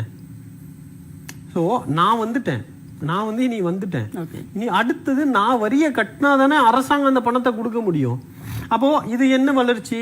நான் வளர்ந்துட்டேன், அடுத்து என் சமூகத்தில் இருக்கிறவன் இன்னும் வளர்றதுக்கு ஒரு 50 வருஷம் 60 வருஷம் நீங்க ஆட்சி எடுத்தாலும் 2000 ஆண்டுகளுக்கான அநீதி, அந்த அநீதியை வெறும் 60 ஆண்டுகளில், அதுவும் சுதந்திரமா செயல்பட முடியல, அந்த 60 ஆண்டுகளில் இந்த திராவிட சித்தாந்தத்தை கொண்டு வருவதற்கு இப்போ தென்னிந்திய பிராமணர் அல்லாத சங்கம் உருவாகும் போது எந்த காரணத்துக்காக வந்து அண்ணன் சொன்ன மாதிரி ஒரு விடுதியை தொடங்க வேண்டிய ஒரு கட்டாயம் ஏன் வருதுன்னா, மேற்படிப்பு படிக்க வரக்கூடிய பிராமணர் அல்லாதவர்களுக்கு விடுதியில் இடம் கிடையாது, அவர்கள் அங்க சாப்பிட முடியாதுன்றதுக்காகவே கல்வி மறுக்கப்பட்டுச்சு. அப்ப இது இன்னைக்கு நேத்து நடந்ததல்ல, இது ஒரு 2000 ஆண்டு சதி. அந்த சதியிலிருந்து மீட்டு வருவதற்காக எதை வைத்து இங்கே கல்வியை மறுத்தார்களோ அதை கொண்டு வந்து தலைவர் நீ கொடுக்குறாங்க. விடுதி இலவசம், உணவு இலவசம், படிக்கவா, நீ சாதியா இருக்கணும்னு இல்ல, நீ பிராமணனாக இருந்தாலும் உனக்கு இந்த திட்டத்தின் இருக்கு சலுகைகள் கிடைக்கும். நீ எந்த சமூகத்திலிருந்து நீ ஏழையா இருந்த, நீ அரசு பள்ளியில தான் படிக்கிற அப்படின்னா உனக்கும் 1000 ரூபாய் கிடைக்கும். அப்ப நீ எதை வச்சு எங்களை மறுத்தியோ அதை என்னுடைய சமூகத்துக்கும் கொடுக்கிறோம், தேவைப்பட்டா கொடுக்கிறோம் அப்படின்றது தான் அனைவருக்கும் எல்லாம் அப்படின்னு சொல்லக்கூடிய, எல்லோருக்கும் எல்லாம்னு சொல்லக்கூடிய திராவிட அரசாங்கத்துடைய ஒரு மிகப்பெரிய ஒரு விஷயமா நம்ம பார்க்கிறோம்.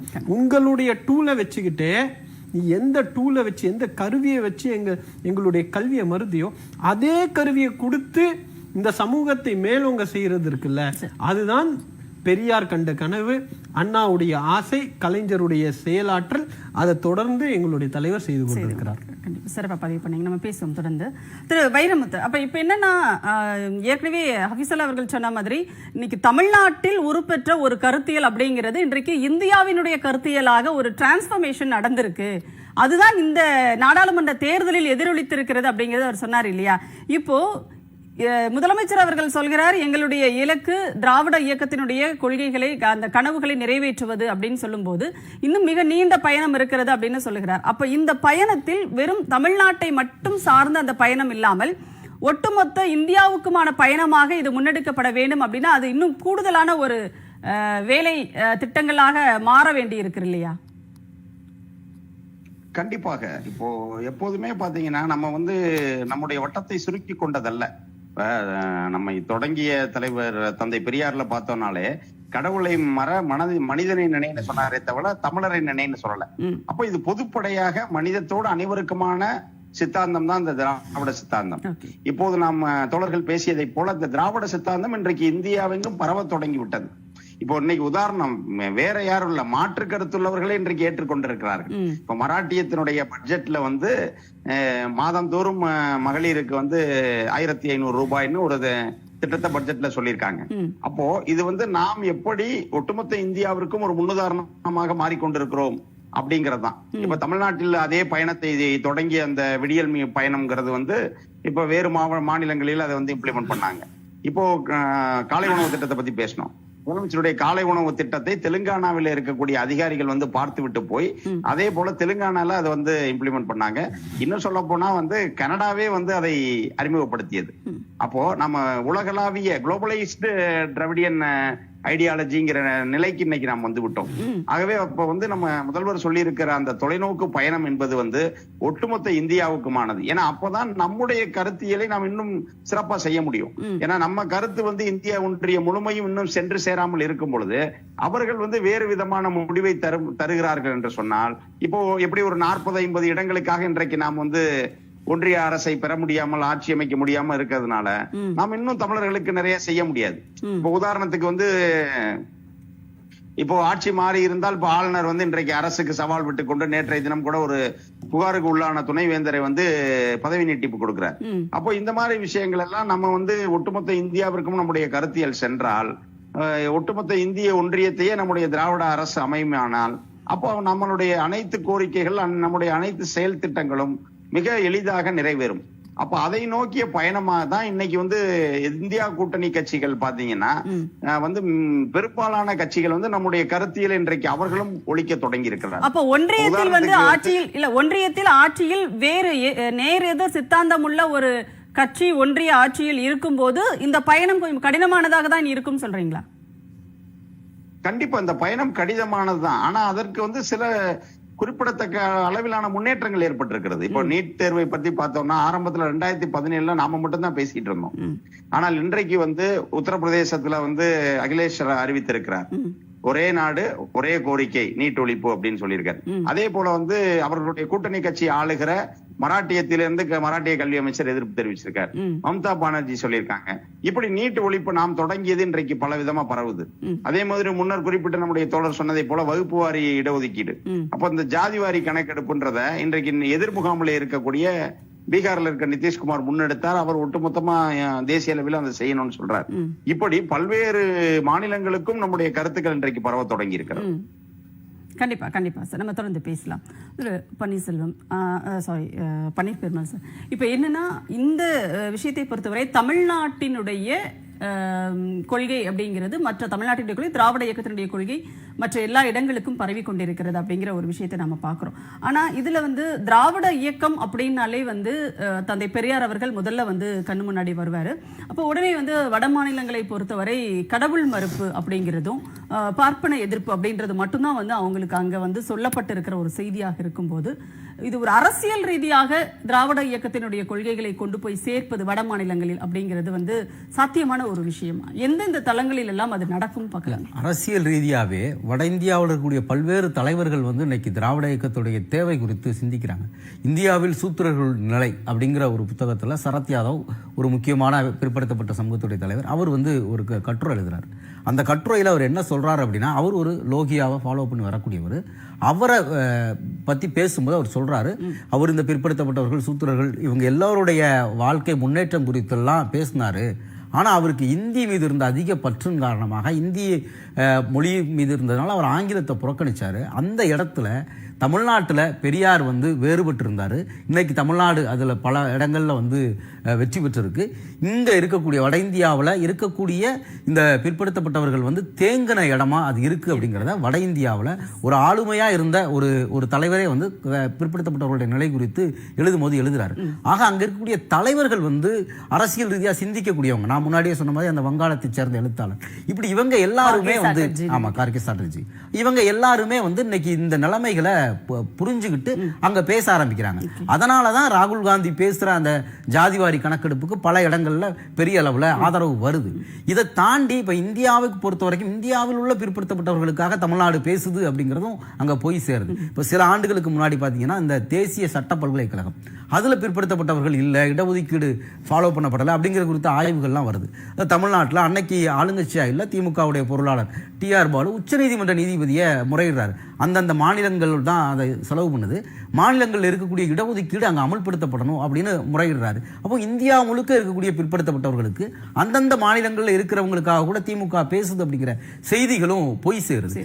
ஆக ஒட்டுமொத்தமா அந்த சமூகம் இன்னைக்கு ஒரு விழிப்படைஞ்சு பார்க்கக்கூடிய இடத்துல திமுக இப்ப பெரியார் அப்படிங்கிறவர் இந்த மாதிரி அந்த சமூகத்தை முன்னேற்றுவதற்காக சிந்திச்சவர் அப்படிங்கிறத அங்க இருக்கக்கூடிய தலைவர்கள் எழுதுறாங்க, பேசுறாங்க. அப்படி வரக்கூடிய இடத்துல இது இந்த மாற்றத்தை வந்து அந்த மக்களும் ஏற்றுக்கொள்ளக்கூடிய. அதாவது நீங்க சொல்றதை வச்சு பார்க்கும்போது இப்போது வந்து ஒரு சிலர் தொடர்ந்து வந்து பெரியார்னா இவங்க வந்து கடவுள் மறுப்பாளர்கள், இவங்க கோயிலுக்கு போகக்கூடாதுன்னு சொல்லுவாங்க, இவங்க வந்து பார்ப்பனர்களுக்கு வந்து எதிரிகள், பார்ப்பனர்களை இந்த விவாதங்கள் இந்த விமர்சனங்கள் எதுவுமே இன்றைக்கு வந்து வடநாட்டில் எடுபடல.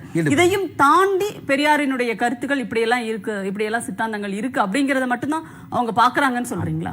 ஆமாம், அதாவது தலைவர்களாக இருக்கக்கூடிய பிற்படுத்தப்பட்ட மிகவும் பிற்படுத்தப்பட்ட சமூக தலைவர்களாக இருக்கலாம், இல்லை இன்னைக்கு காங்கிரஸில் இருக்கக்கூடிய தலைவர்களாக இருக்கலாம், இவங்க எல்லாருமே இந்தியாவுக்கு இன்னைக்கு வந்து தமிழ்நாடு வழிகாட்டக்கூடிய இடத்துல குறிப்பாக பாசிசம் பாஜக ஒரு பெரிய RSS உடைய சித்தாந்தத்தை வந்து அமல்படுத்தக்கூடிய காலகட்டத்தில் இதை எதிர்ப்பதற்கு ஒரு உறுதியான சித்தாந்தமாக இந்த திராவிட சித்தாந்தம் பெரியார் பேசுனது தான் இருக்குது அப்படிங்கிறத அவங்க புரிஞ்சுக்கிறாங்க.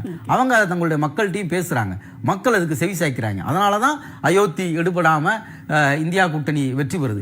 இப்போ பீகாரில் கூட நிதிஷ்குமார் வந்து ஜாதிவாரி கணக்கெடுப்பு நடத்தினதா ஒரு அறிக்கை கொடுத்து ஒரு இது கொண்டு வர்றாரு. அது இன்னைக்கு நீதிமன்றத்தில் கேள்விக்குள்ளாகுது. இப்போ அது வந்து இன்னைக்கு இருக்கக்கூடிய ஆட்சிக்கு தான் ஒரு நெருக்கடியாக மாறுதே தவிர மற்றவங்களுக்கு அது ஒரு இன்னும் விழிப்புணர்வை ஏற்படுத்தக்கூடியதாக தான் மாறுது. அப்போ அந்த இடத்துல அங்கே இருக்கக்கூடிய அரசியல் இயக்கங்கள், சமூக செயற்பாட்டாளர்கள், எழுத்தாளர்கள், சிந்திக்கக்கூடியவர்கள் எல்லாரும் திராவிட இயக்கத்துடைய கொள்கை பெரியார் யார் அப்படிங்கிறத அங்கே பேச ஆரம்பிக்கிறாங்க. அப்படி பேசக்கூடிய அங்களுடைய சமூகத்தில் விளைவை ஏற்படுத்துறதை நம்ம பார்க்குறோம். அதனால இந்த பிரச்சாரங்கள் எல்லாம் ரொம்ப நாளாக கொண்டு போய்கிட்டு இருக்க முடியாது அப்படின்னு நம்ம நினைக்கலாம். கண்டிப்பாக. அதாவது பெரியாருடைய சித்தாந்தம் என்பது அதில் ஒரு சிறு பகுதி தான். இந்த கடவுள் மறுப்பு அப்படிங்கிறது வந்து எங்களுக்கு பெரிய விஷயம் கிடையாது. ஆனால் அவருடைய அந்த அனைவருக்கும் சமம், அனைவரும் சமம் அப்படின்றதும் ஏற்றத்தாழ்வற்ற ஒரு சமுதாயம் அப்படிங்கிறதும் தான் முக்கியன்றதை புரிஞ்சிட்டு இருக்காங்க அப்படின்றது தெரியுது நமக்கு. பேசுகிற ஒரு இடைவேளைக்கு பிறகு நிகழ்ச்சியோடு இணைந்திருங்கள். தற்போது ஒரு சிறிய இடைவேளை.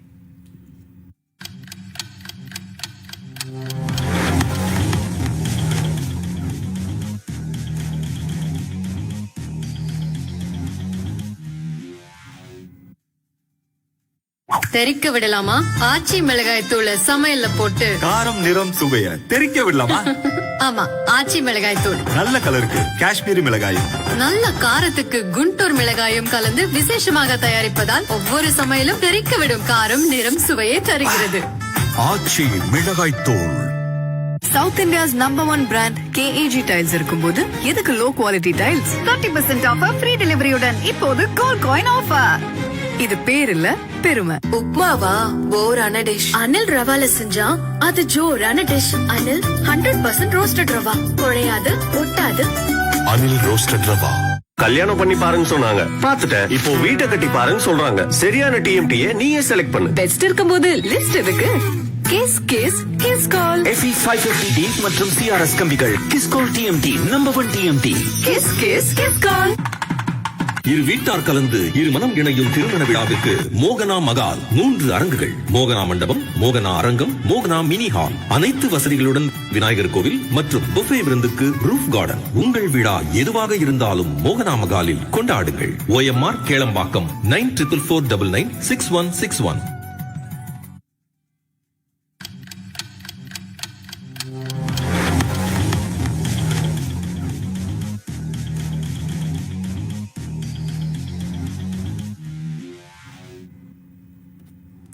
சந்தன கலாம் நிகழ்ச்சிக்கு மீண்டும் உங்களை வரவேற்கிறோம். தொடர்ந்து நாம் உரையாடலாம். டாக்டர் ஹஃபீசுல்லா, இப்போது ஒரு அதாவது ஒரு 90% மக்களுக்கு ஒரு உடன்பாடு இல்லாத ஒரு கருத்தியல்னு பெரியாருடைய கருத்தியல சொல்லுவாங்க. ஏன்னா எல்லோருடைய கருத்தியலுக்கும் ஒரு பொதுப்படையான ஒரு கருத்தியலாக இல்லாமல் அவர் வந்து இதுக்கு எதிராக தான் பேசுகிறோன்னு தெரிஞ்சே தான் அவர் பேசினார், மக்களை வந்து திருத்துவதற்காக அப்படின்னு சொல்லும்போது அது ஒரு கடினமான ஒரு பாதையாக அதை வந்து கடந்து வரதை நம்ம பார்க்குறோம். ஆனால் இன்றைக்கு திராவிட மாடல் ஆட்சி அப்படிங்கிறத, திராவிட மாடல் அப்படின்றத இவ்வளவு எளிதாக கொண்டு போய் இந்தியா முழுமைக்கும் சேர்த்து விட முடிந்திருக்கிறது அப்படின்னு சொன்னா அது எந்த புள்ளியில் வந்து அது தொடங்குது? இல்லை, அதாவது எந்த ஒரு புரட்சியுமே ஆரம்பத்தில் வந்து அது கடினமான ஒரு இதுலேருந்து தான் ஆரம்பிக்கும். அது திராவிட இயக்கமோ இல்லை திராவிட முன்னேற்ற கழகத்துக்கும் அது விதிவிலக்கு இல்லை. அப்படி தான் அது தொடங்கியது.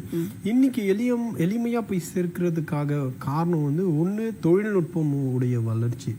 இன்னைக்கு வந்து தேடி போய் செய்தியை தான் படிக்கிறவங்களுக்கு செய்தி போய் சேர்ந்துச்சு. ஆனால் இன்றைக்கி நீங்கள் கையில் ஃபோன் வச்சுருந்தா உங்களை தேடி செய்தி வந்துடும்.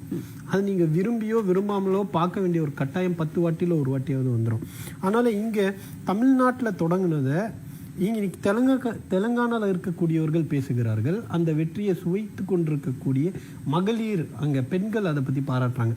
அப்படியே அது கர்நாடகாவுக்கு போகுது. அப்போ அங்கே இருக்கக்கூடியவங்களும் அதை சுவைக்கிறாங்க அந்த வெற்றியை. இப்போ இது எல்லாமே போகிறப்ப இந்திய அளவில் இது பேசப்படும் போது இதுக்கு முன்னாடி இது நடந்திருக்கா, இது சாத்தியமா அப்படின்னா நடந்திருக்கு. தமிழ்நாட்டில் நடந்திருக்குன்னா இதுக்கு விதையை போட்டது யார் அப்படின்னா ஒரு வயசான ஒருத்தர் தாடியை வச்சுட்டு அன்றைக்கி பேசினார். அதுக்கப்புறம் வந்து ஒருத்தர் சால்வையை பேசிட்டு அதை வந்து ஆட்சியில் நடைமுறைப்படுத்தணும்னு முயற்சி பண்ணார். அதுக்கப்புறம் வந்து ஒரு கண்ணாடியை போட்டுட்டு அதை அப்படியே கொண்டு போனார். இன்னைக்கு ஒருத்தர் இருக்காரு, அவர் எல்லாத்தையும் செதுச்சிட்டு இந்தியா முழுவதும் அந்த திட்டத்தை கொண்டு வந்துட்டார். அப்படின்றப்போ இதில் ஒன்று தொழில்நுட்பம் ஒரு காரணம். 70 ஆண்டுகளில் இவர்கள் வட இந்தியாவில் பல சித்தாந்தத்தை வைத்து பல கொள்கைகளை பிராக்டிஸ் பண்ணி பார்த்துட்டாங்க. அது எதுவுமே அடித்தட்டு மக்களை கொண்டு போய் சேர்க்கல, இல்லை அவர்களுடைய சூழலை உயர்த்தவே இல்லை. அதனால தான் இந்தியாவிலேயே அதிகமான ஜிஆர் உயர்கல்வியில் சேரக்கூடியவர்களுடைய எண்ணிக்கை அதிகமாக இருக்கிறது. ஜிஎஸ்டி அதிகமாக கட்டக்கூடிய மாநிலங்களில் 2வது இடத்தில் இருக்கிறது. லிட்ரஸி ரேட்டில் கேரளா முன்னாடி இருந்தாலும் சுதந்திரத்துக்கு பிறகு நம்ம எந்த அளவுக்கு உயர்ந்திருக்கோம் அப்படின்னு பார்த்தா சுகாதார கட்டமைப்பு, இங்கே இருக்கக்கூடிய பெண்களுடைய உடல் நலம், மகப்பேறு இறப்புகள், சிசு இறப்புகள் எல்லாம் பார்த்தீங்கன்னா இவ்வளோ குறைஞ்சிருக்கு. அப்படின்னா ஏதோ ஒரு சித்தாந்தம், ஏதோ ஒரு மாடல் அங்கே வந்து ஒரு நல்ல ரிசல்ட்டை கொண்டு வந்திருக்கு. இன்னைக்கு நம்ம ஐரோப்பிய நாடுகளோடு நம்முடைய எல்லா குறியீடுகளையும் போட்டி போட்டுட்டு இருக்கக்கூடிய இடத்துல வளர்ந்துருக்கு. அப்படின்றத தொழில்நுட்பத்தின் மூலமாக இன்னொன்று வந்து தொடர்ந்து ஒரு பேசுவாங்க, மெசேஜ் எந்த அளவுக்கு முக்கியமோ அந்த அளவுக்கு மெசஞ்சரும் முக்கியம். செய்தி என்பது எந்த அளவுக்கு முக்கியமோ செய்தி சொல்லக்கூடியவர் யார் அப்படின்றது ரொம்ப முக்கியம் அப்படின்வாங்க. அது மாதிரி இந்த திராவிட சித்தாந்தத்துடைய செய்தியை எவ்வளோ அளவுக்கு எஃபெக்டிவாக இன்னைக்கு சொல்லக்கூடிய ஒரு தலைவர் அதை பேச்சா இல்லாமல் அட்மினிஸ்ட்ரேட்டிவாக நடைமுறையில் செய்து காட்டியதுனால இன்னைக்கு இந்தியா முழுவதும் எளிமையாக போய் சேர்ந்துருக்கு. அதுக்கேற்ற பிரச்சனை இருக்குது. உதாரணத்துக்கு நீட்டு. இப்போ நீட்டுன்றது 10 வருஷத்துக்கு முன்னாடி திராவிட முன்னேற்ற கழகம் எதிர்த்தது. அன்னைக்கு நம்ம மீது வைக்கப்பட்ட குற்றச்சாட்டு என்னன்னா, ஒட்டுமொத்த இந்தியாவும் ஒத்துக்குச்சான், திமுக மட்டும் ஒத்துக்காதான் அப்படின்னு சொல்லி எங்களை விமர்சிச்சாங்க. இன்னைக்கு 10 வருஷம் கழிச்சு ஒட்டுமொத்த இந்தியாவும் எதிர்க்குதான், பாஜக மட்டும் எதிர்க்காதான் அப்படின்ற நிலைமையில வந்திருக்குன்னா அப்ப இதெல்லாம் மக்கள் பார்க்குறாங்க. அப்ப இவங்க இந்த மாதிரி குளறுபடி நடக்கும். 24 லட்சம் மாணவர்களுடைய எதிர்காலத்தை வேட்டு வைக்கக்கூடிய ஒரு திட்டம் அப்படின்றத இன்னைக்கு யார் சொன்னது அப்படின்னா திமுக சொல்லிச்சு. அந்த திமுக சொன்னா கரெக்டா தான் இருக்கும் அப்படின்ற அடிப்படையில் இந்தியாவில் இருக்கக்கூடிய எல்லாருமே அந்த மோடுக்கு வந்துட்டாங்க. அதனால என்னைக்குமே திராவிட சித்தாந்தம் என்பது யாரையும் எதிர்க்கக்கூடியதல்ல, அனைவருக்குமான உரிமையை தேடி தருவதாக தான் இருந்துச்சு. அதில் சில பேர் பாதிக்கப்பட்டவர்கள் அவர்களை எதிர்ப்பதை போல நினைச்சுக்கிட்டாங்களே தவிர நாங்கள் யாரையும் எதிர்க்கல, நாங்கள் அனைவருக்குமான உரிமையை பெற்று தருவதற்காக நடத்தப்பட்ட போராட்டம் தான். கண்டிப்பா நம்ம பேசும் தொடர்ந்து திரு வைரமுத்து சார், அதாவது அப்ப திராவிட இயக்கத்தினுடைய சித்தாந்தம் என்பது, திராவிட இயக்கத்தினுடைய கருத்தியல் அப்படிங்கிறது இந்த முக்காலத்திற்கும் அப்படின்னு ஆன்மீகத்துல சொல்லுவாங்க இல்லையா, அப்படி நீங்க வந்து அதை கட்டமைக்கிறீங்களா? கண்டிப்பாக எல்லா காலத்திற்கும் ஏற்ற ஒரு சித்தாந்தமாகத்தான் திராவிட சித்தாந்தம் இருக்கிறது, திராவிட கருத்தியல் இருக்கிறது. இப்போ அதன் காரணமாக தான் ஒரு 100 ஆண்டுகளாக அனைவருக்குமே இது வந்து ஒரு பொதுவான ஒரு விஷயமா பார்க்கப்படுது. இப்போ உதாரணத்துக்கு எடுத்துக்கிறேன்னா, இப்ப என் தலைமுறையில வந்து என் குடும்பத்தில் நான் 3ஆம் தலைமுறை இந்த இயக்கத்துல இருக்கேன். ஆனால் இதே மாதிரிதான் எல்லா இடத்துலயும் பாத்தீங்கன்னா 3 தலைமுறையாக 4 தலைமுறையாக இருக்காங்க அப்படின்னா, அப்போ அந்த அளவுக்கு அது ஒரு தொடர் ஓட்டம் போல எடுத்து செல்லப்படுகிறது. இப்ப நீங்க முன்னர் கூட கேட்டீங்க, இப்போ எந்த புள்ளியில் இது வந்து இந்தியா முழுமைக்கும் போயிருக்கு, இவ்வளவு பெரிய வெற்றி எப்படி வந்திருக்கு அப்படின்னு கேட்டீங்கல்ல. அது வந்து இது ஒரு தொடர் ஓட்டம் தான். அந்த தொடர் கண்டிப்பா. ஏன்னா சில நேரங்களில் வந்து இளைஞர்கள் கிட்ட வந்து ஏதாவது விஷயங்களை சொல்லும் போது அவங்க சொல்லுவாங்க, எந்த காலத்துல இருக்கீங்க, இப்ப வந்து இதெல்லாம் பேசிட்டு இருக்கீங்க அப்படின்னு சொல்லிட்டு. அப்ப இது வந்து திராவிட சித்தாந்தத்திற்கு பொருந்தாதா? அப்படி பொருந்தி சில பேர் பேசிக் கொண்டிருந்தவர்கள் தான் இன்றைக்கு வந்து இளைஞர்கள் கூட்டம் கூட்டமாக இந்த இயக்கத்தை நோக்கி வருகிறார்கள். இப்போ இன்னைக்கு நீங்க இளைய தலைமுறையினர் வந்து அதிகமாக எந்த இயக்கத்தில் பயணிக்கிறார்கள்னா, இந்த இயக்கம் தொய்வில்லாமல் தொடர்ந்து போய்கிட்டு இருக்கிறது காரணமே பாத்தீங்கன்னா அந்த நியூ ஜெனரேஷன் அப்பப்போ வந்துகிட்டே இருக்கிறது தான். இப்ப நீங்க அதாவது ஒரு தண்ணியில சொல்லுவீங்க, ஒரு கெட தண்ணியா இருந்தா அந்த தண்ணி கெட்டு போயிடும். அப்ப அந்த தண்ணியில வந்து ஒரு ஃப்ளோ இருந்துகிட்டே இருக்கணும், அது அவுட்ஃப்ளோ போயிட்டே இருக்கணும், இன்ஃப்ளோக்கும் வாட்டர் வந்துகிட்டே இருக்கணும். அப்பதான் அந்த ஒரு நதி வந்து ஒரு சீராக ஓட முடியும். அப்படி ஒரு எப்போதும் இருக்கிற ஒரு ஜீவ நதியாகத்தான் இன்றைக்கு திராவிட இயக்கம் இருக்கிறது. அதை வந்து அடுத்தடுத்த கட்டத்திற்கு அந்த தலைமுறையினர் எடுத்து செல்கிறார்கள். இப்போ ஒரு தொடர் ஓட்டமாக நாங்கள் கொண்டு வந்த அந்த ஜோதியை தான் இப்போ பெரியார் ஒரு கட்டத்தில் அண்ணாவிடம் கொடுக்கிறார், அண்ணா கலைஞரிடம் கொடுக்கிறார், கலைஞர் தளபதியிடம் கொடுக்கிறார். இப்படி இது தொடர் ஓட்டமாக அந்த திராவிட இயக்கம்ங்கிற அந்த சுயமரியாதை தீப்பந்தம் அடுத்தடுத்த கட்டத்திற்கு எடுத்து செல்லப்படுகிறது. கண்டிப்பாக. அதே நேரத்தில் தன்னை புதுப்பித்துக் கொள்ளக்கூடிய ஒரு இயக்கமாக திராவிட இயக்கம் இருக்கிறது. அதாவது அறிவியலோடு சேர்த்து தன்னை புதுப்பித்துக் கொள்ளக்கூடிய ஒரு இயக்கமாகவும் திராவிடம் இயக்கம் இருக்கிறது அப்படிங்கிறது ரொம்ப முக்கியமான ஒரு விஷயமாக இருக்கிறது. நன்றி, நம்ம பேசுவோம். தொழில்நுட்ப ஓட்டத்தோடு கொடுக்கிறது. கண்டிப்பா சார், நம்ம பேசுவோம் தொடர்ந்து. பன்னீர் பெருமாள் சார், இப்போ என்னன்னா ஒரு இவ்வளவு தூரம் ஒரு திராவிட இயக்கம் ஜெகதனுடைய சித்தாந்தம் என்பது இந்திய ஒன்றிய முழுமைக்குமே, அதாவது எப்பொழுதுமே என்ன சொல்லுவாங்க அப்படின்னா, இந்திய தேசியம் என்பது ஒடுக்கப்பட்ட மக்களுக்கு எதிராக கட்டமைக்கப்பட்ட ஒரு தேசியம், அது ஒரு ஒரு மேல்தட்டு வர்க்கத்தினரால் கட்டமைக்கப்பட்ட ஒரு தேசியம் அப்படிங்கிறதும், இது மாநில உரிமைகளுக்கு எதிராகத்தான் எப்பொழுதுமே இருக்கும் அப்படிங்கிறதும் கடந்த காலங்களில் நம்ம பார்த்தது. ஆனால் இன்றைக்கு தேசிய கட்சிகளை மாநில உரிமைகள் குறித்து பேசுகின்ற ஒரு சூழலை இன்னைக்கு தமிழ்நாடு உருவாக்கி இருக்கிறது. அதுதான் உண்மையான ஒரு விஷயம். அப்படி இருக்கும்போது இந்த காலகட்டம் என்பது, இந்த காலகட்டத்தில் எதிர் முகாம் அப்படின்றது, இப்போ திராவிட சித்தாந்தத்திற்கு எதிரான சித்தாந்தம் அப்படின்னா நீங்க ஆரிய சித்தாந்தம் அப்படின்னு முன்வைக்கிறீங்க. அப்போ அந்த எதிர் முகாம் அப்படின்றது பலவீனப்பட்டு விட்டது அல்லது பலவீனப்பட்டு கொண்டிருக்கிறது அப்படின்னு சொல்றீங்க? இல்லை, இந்த எதிர் முகாம் அப்படிங்கிறது ஒரு ஆர்எஸ்எஸ் உடைய பின்புலமாக வச்சு அவங்க நீண்ட காலமாக பல்வேறு சதிகள் பல வேலைகளில் ஈடுபட்டு ஆட்சியில் இருந்தாங்க. அவங்க அவங்களுடைய பிரச்சாரம் அப்படிங்கிறத மக்களை உணர்ச்சி வயப்படுத்துறது, போலி செய்திகளை பரப்புறது. இப்போ 2014 அவங்க என்ன பண்ணுறாங்க அப்படின்னா, இப்போ திராவிட இயக்கம் பிற்படுத்தப்பட்டவர்கள் இடஒதுக்கீடு குறித்து 100 ஆண்டுகளாக பேசின இயக்கம். ஆனால் ஓபிசி பிரதமர் வேட்பாளர்னு நரேந்திர மோடியை கேம்பெயின் பண்ணுறாங்க. அவர் முதலமைச்சராக ஆன பிறகு அவருடைய சமூகத்தை ஓபிசி பட்டியலுக்குள்ளே கொண்டு அதுக்கப்புறம் ஓபிசி பிரதமர் வேட்பாளர்னு சொல்லி தான் அவங்க வட இந்தியாவிலேயே பிரச்சாரம் பண்ணியிருக்காங்க. நமக்கெல்லாம் குஜராத் மாடல்னு ஒரு கதை சொன்ன மாதிரி அங்கே அப்படி ஒரு கதை சொல்லியிருக்காங்க. ஆக இந்த பொய்கள் அப்படிங்கிறது நீண்ட காலமாக நிலைச்சு நிற்க முடியாது. ஆனால் திராவிட இயக்கத்தை பொறுத்த வரைக்கும் பார்த்தீங்க அப்படின்னா, இது ஒவ்வொரு காலகட்டத்திலையும் ஒவ்வொரு பரிணாம வளர்ச்சி அடைஞ்சு வருது. இப்போ நம்ம இந்த பேருந்து அப்படின்னு எடுத்துக்கிட்டா கூட, நீதி கட்சி காலத்தில் பேருந்துல எல்லாரும் பயணிக்கணும் அப்படிங்கிறதுக்காகவே ஆணை பிறப்பிக்க வேண்டியது இருந்துச்சு. அதுக்கு அடுத்து திராவிட இயக்கத்துடைய ஆட்சி வருகிற பொழுது அரசு பேருந்து வருது, கிராமங்களுக்கு பேருந்து வருது. இன்னைக்கு இருக்கக்கூடிய திராவிட மாடல் ஆட்சியில் அது மகளிர் விடியல் பயணமாக இருக்குது, திருநங்கைகள் இருந்து எல்லாருக்குமே அந்த பயணம் போகுது. இப்படி வெவ்வேறு காலகட்டத்தில் பரிணாம வளர்ச்சியில் நாம் வேற இடத்துக்கு நகர்ந்து கொண்டு போயிட்டு இருக்கோம். ஆனால் அவங்கள பொறுத்த வரைக்கும் அவங்க கிட்ட இப்படி பரிணாம வளர்ச்சிகள் எதுவுமே கிடையாது.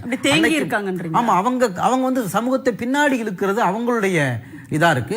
சமூகத்தை முன்னோக்கி அடுத்தடுத்த கட்டத்துக்கு நாம போகிறதா நம்மளுடைய பயணம் இருக்கு. அதனால தான் இந்த ஓரளவு லிபரலாக இருக்கக்கூடியவங்க கூட இந்திய தேசியம், அவங்க இந்தியாவை பாதுகாக்கணும்னா கூட இன்னைக்கு திராவிட இயக்கத்துடைய சிந்தனை தேவை, இந்த சித்தாந்தம் தேவைங்கிற இடத்துக்கு தேசிய கட்சிகளும் வர்றாங்க. அப்படி வரக்கூடிய இடத்துல இது நம்மளுடைய வளர்ச்சி அப்படிங்கிறது அவங்கள அந்த இடத்துக்கு மாத்துது. இது ஒட்டுமொத்தமாக சமூகத்தை பின்னாடி இழுக்கிறதுக்கும் முன்னாடி நகர்த்துறவங்களுக்கும் இடையிலான ஒரு போராட்டமாக தான் இந்த போராட்டத்தையே நம்ம பார்க்குறோம். கண்டிப்பாக ரொம்ப சிறப்பாக சொன்னீங்க. ஹஃபீஸ்ல சார், உங்களுடைய நிறைவு கருத்தாக நீங்கள் பதிவு செய்யலாம். எங்களுடைய நிறைவு கருத்துன்றது என்னன்னா, திராவிட சித்தாந்தம் என்பது என்றைக்குமே நிறைவு பெறாது, அது தொடர்ந்து இருந்துக்கிட்டே இருக்கும். கடைசி வரையில் மக்களுக்கு நிறைவானதை கொடுப்பதற்காக இந்த இயக்கம் தொடர்ந்துக்கிட்டே இருக்கும். அதனுடைய வெளிப்பாடு தான் தலைவருடைய ஆட்சி, திராவிட மாடல் ஆட்சி.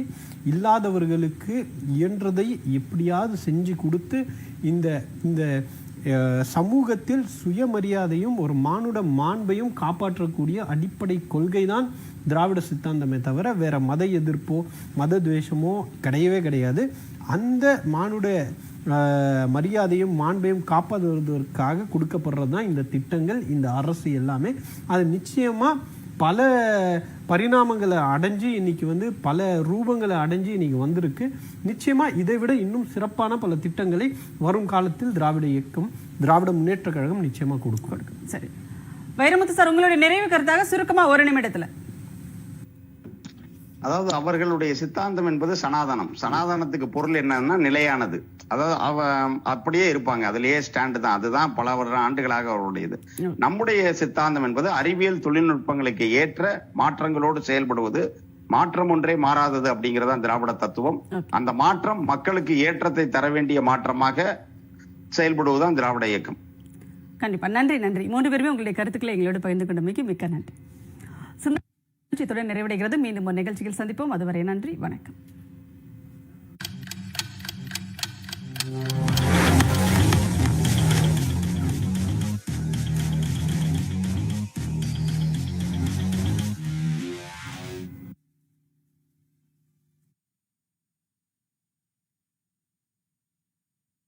செய்திகள் பவர்ட் பாய் ரகங்கள் பலவிதம், ஒவ்வொன்றும் உலகத்தரம். அனுஜ் டைல்ஸ், அனில் ராகி